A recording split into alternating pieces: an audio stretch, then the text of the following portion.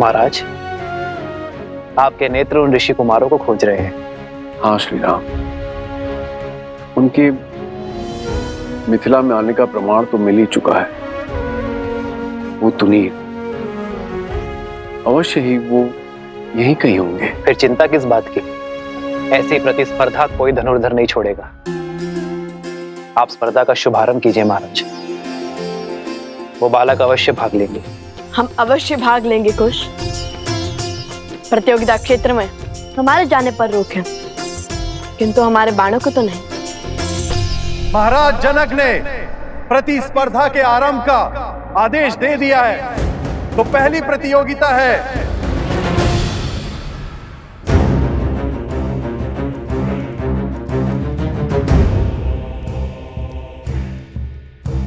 पुनः यही आ पहुंचा। वहां जाता हूं जैसे आया था।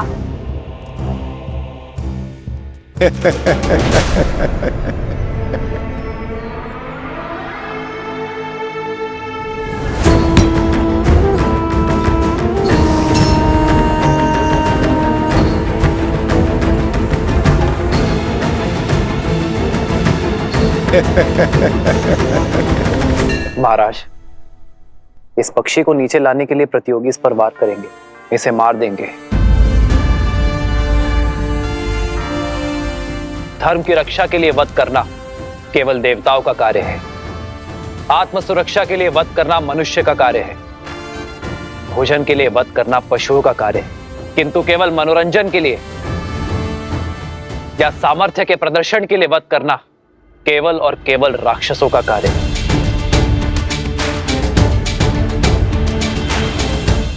उचित कहा प्रभु, किंतु अब क्या किया जाए?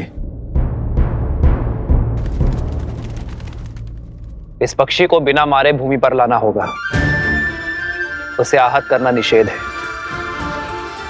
उचित कहा आपने श्री राम। मैं ये कैसे नहीं समझा। जिन ऋषि कुमारों की मुझे खोज है, वो इस प्रतियोगिता में जीव हत्या कदापि नहीं करेंगे। भ्राता कुशाध्वज,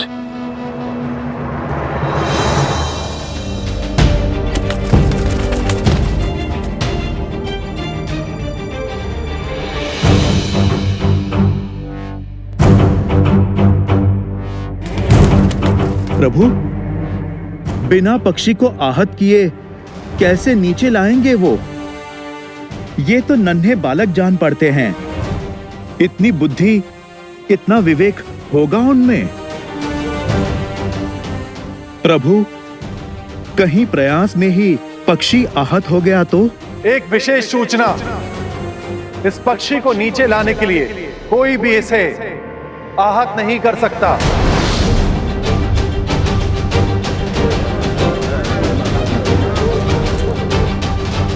अरे बिना वार किए नीचे कैसे लाएंगे?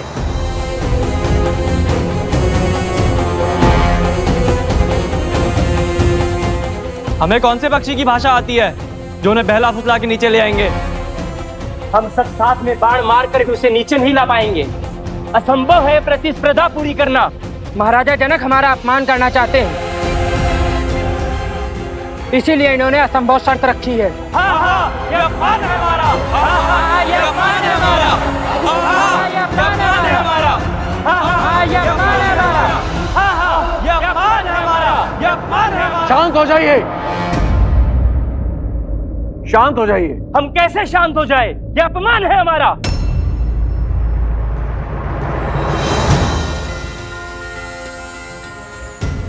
जय श्री राम। भैया वो देखिए, हनुमान जी, हनुमान जी। जय हनुमान, जय बजरंगबली। धन्य हो गए हम। पहले प्रभु श्री राम और अब हनुमान जी के भी दर्शन हो गए हमें। ऊपर माता सीता के दर्शन हो जाए। राम नाम से सागर में पत्थर तैर गए महाशय, और आप कहते हैं बिना मारे पक्षी को नीचे लाना असंभव है। प्रतियोगिता का नियम है तो उसे पूरा करने वाला भी होगा। अन्यथा हार मान के अपने ध्वज को लज्जित करके आप चले जाइए यहाँ से।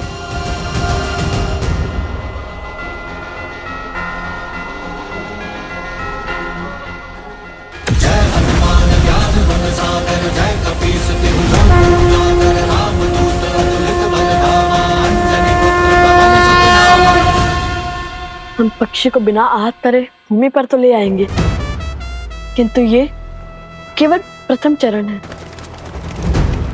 और हमारे इस कार्य से महाराज जनक को भी ज्ञात हो जाएगा कि हम प्रतियोगिता क्षेत्र में आ चुके हैं।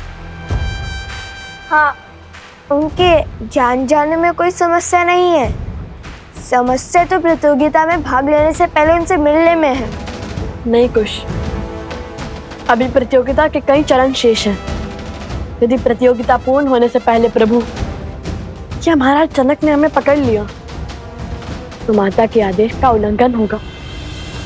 उन्होंने प्रतियोगिता पूर्ण होने से पहले महाराज जनक से ना मिलने का आदेश दिया था। तुम दोनों वहां स्पर्धा में भाग लेने के लिए जा रहे हो तो बाकी प्रतियोगियों से भिन्न नहीं रहना, क्योंकि यदि उन्हें ज्ञात हुआ कि तुम दोनों मिथिला नरेश को जानते हो तो बातें बनेंगी।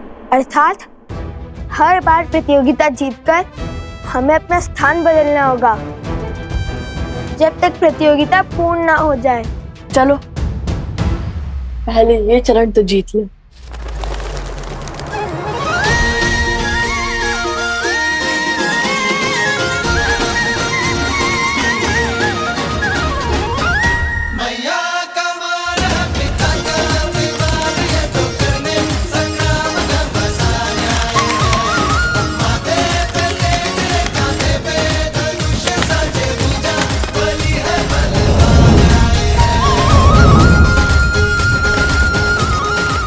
अभी नहीं कुछ, उसे तनिक हमारे महाराज के निकट तो आने दो।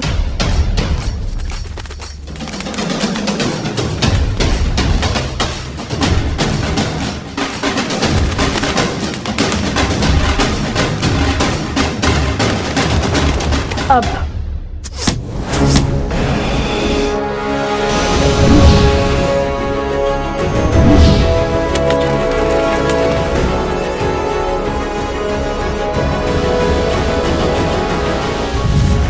वो देखिए तीर।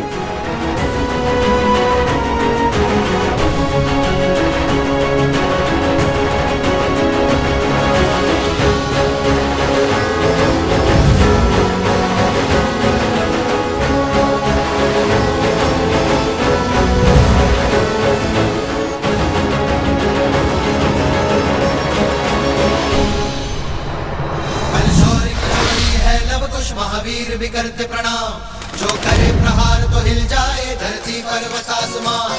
बलशौरी की जोड़ी है लव कुश महावीर भी करते प्रणाम, जो करे प्रहार तो हिल जाए धरती पर्वत आसमान। धनुष उठावे प्रत्यंचा जब करे बाण संधान, तो इनमें दिखे सीता का धीरज बल जैसे श्री राम। जाके राम की मर्यादा सीता का बलिदान, इनमें भक्ति में छोटे को हनुमान आए। अद्भुत, वर्षों से ऐसी कला नहीं देखी मैंने। प्रभु, आपको प्रसन्न करने वाले ये धनुर्धर सामान्य नहीं हो सकते। ये अवश्य ही उन ऋषि कुमारों की लीला होगी। आर्य, सच कहते हैं आप। कुशध्वज, आप शीघ्र सैनिकों को उस ओर भेजिए। मुझे दोनों बालक चाहिए। ये तेजस्वी बालक किसी साधारण वंश के नहीं हो सकते। मेरा भी अनुमान यही है गुरुदेव। उनकी प्रतिभा निकट से देखने की इच्छा मेरी भी हो रही है महाराज, पर वो दोनों बालक है का? भला यूं अपनी पहचान छुपाकर क्यों भाग ले रहे प्रतिभा में दोनों?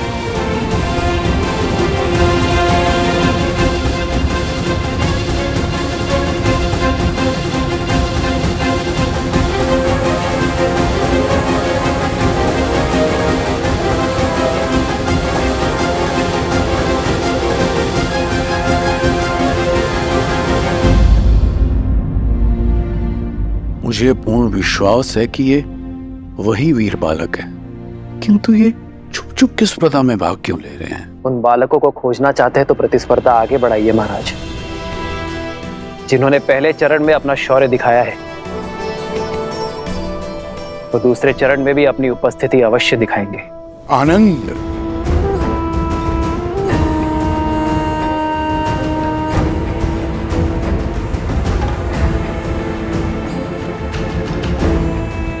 कोई बात नहीं, अभी कुछ देर में तुम्हारे मित्र प्रतिस्पर्धा जीत जाएंगे और तुम उनका सत्य सबके सामने उजागर करोगे। फिर हम दोनों उत्सव मनाएंगे।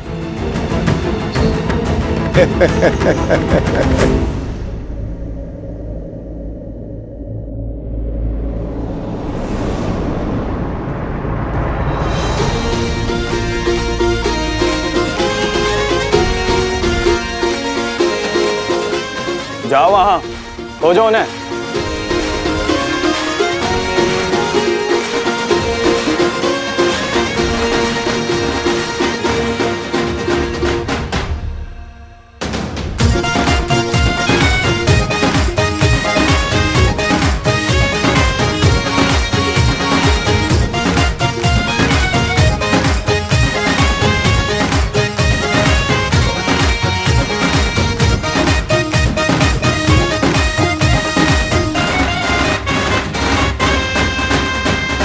यदि माता के आदेश की बेड़ियां ना होती तो अब तक प्रभु श्री राम के आशीष पा चुके होते, कदाचित माता सीता के भी।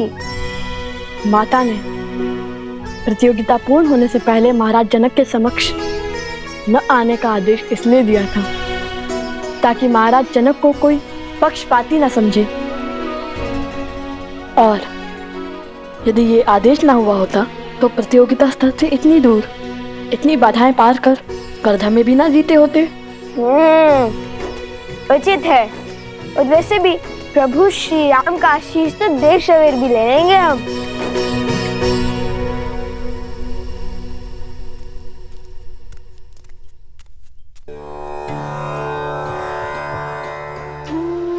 कितने सुंदर और अनोखे पुष्प हैं वन देवी, कहाँ से मिले? आश्रम के आसपास तो ऐसे पुष्प नहीं है। फाल्गु नदी से लौटते समय लवकुश लेकर आए थे।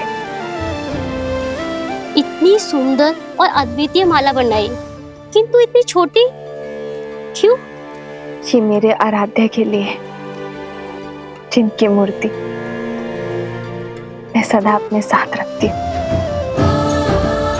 ये लवकुश भी ना जब सामने होते हैं तो कोई ना कोई करतब कर मुझे चिंता में डाल देते हैं, और जब सामने नहीं होते तो किसी अनिष्ट का भय मेरी चिंता का कारण बन जाता है। तो सोचती हूँ किसी न किसी कार्य में अपना मन लगा लो। आज भी न जाने कैसी चल रही होगी उनकी प्रतिस्पर्धा। कहीं माता उन्हें देखकर सत्य न जान गई हो। तो अब समय आ गया है इस प्रतियोगिता के दूसरे चरण का आरंभ करने का। देखते हैं इस चरण में कौन जीतता है, वो जो हमारे समक्ष हैं या वो जो गुप्त हैं, जिनके केवल बाण ही हमारे समक्ष हैं। श्री राम, लवकुश की प्रतिभा को देखते हुए ऐसा प्रतीत हो रहा है कि इस प्रतियोगिता के स्तर को बढ़ाना होगा। आपके क्या विचार हैं?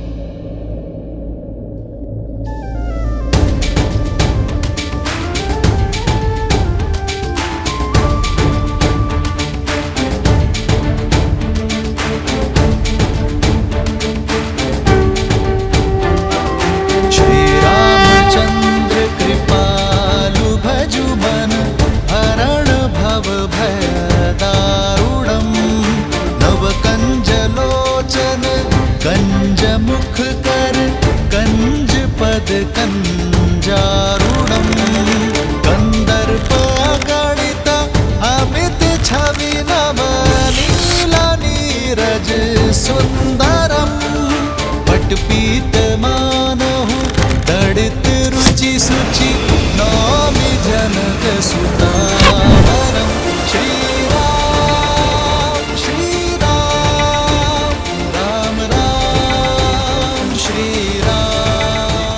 भूमि से जल और मन का पाप जब बाहर निकलता है तो उसके स्रोत को रोकना असंभव हो जाता है। आज जो धनुर्धारी इस जल के स्रोत को रोक पाएगा वही वास्तव में महान कहलाएगा और इस चरण का विजेता भी।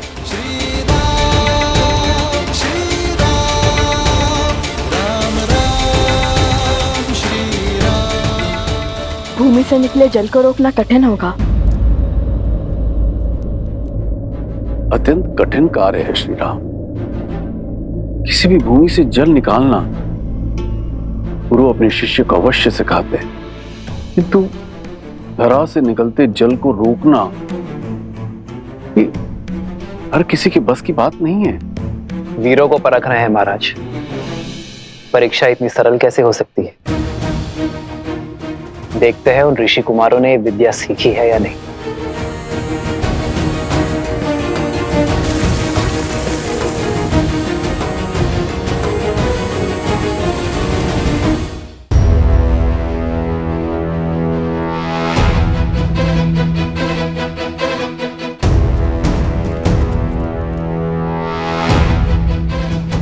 भैया, बिना माटी कंकड़ के इस धरती से निकलते जल को कैसे बंद करेंगे?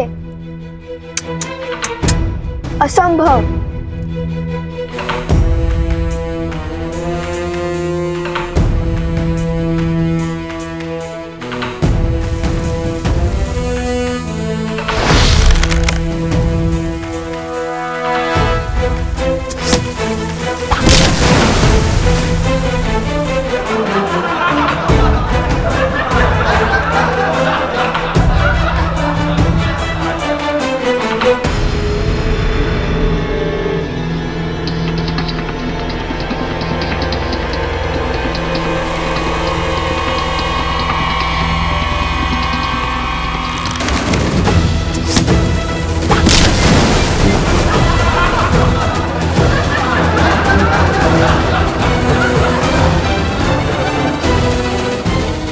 स्मरण है भगवान वाल्मीकि ने हमें क्या कहा था?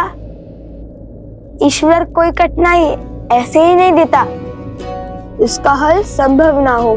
अर्थात हमें समस्या पर नहीं, उनके शब्दों पर ध्यान देना चाहिए। श्री राम की दी हुई चुनौती को ठीक से समझना चाहिए।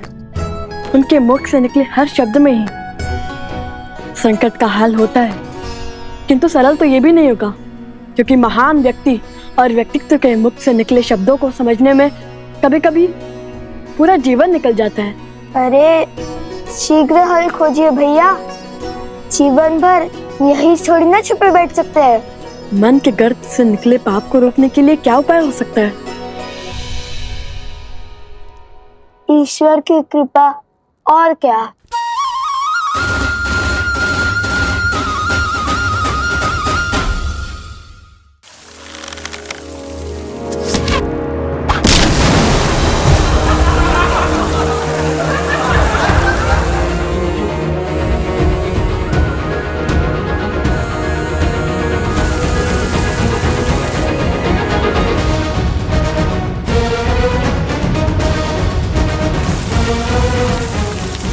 लो, मिल गया उपाय।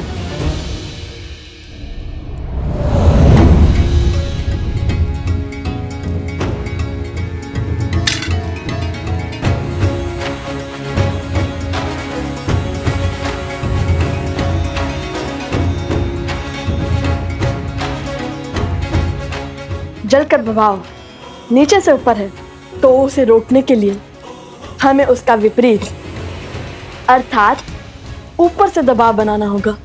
और श्री राम नाम के अतिरिक्त कौन है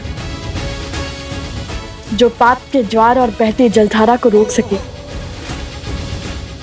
अब इस जलधारा के मुख पर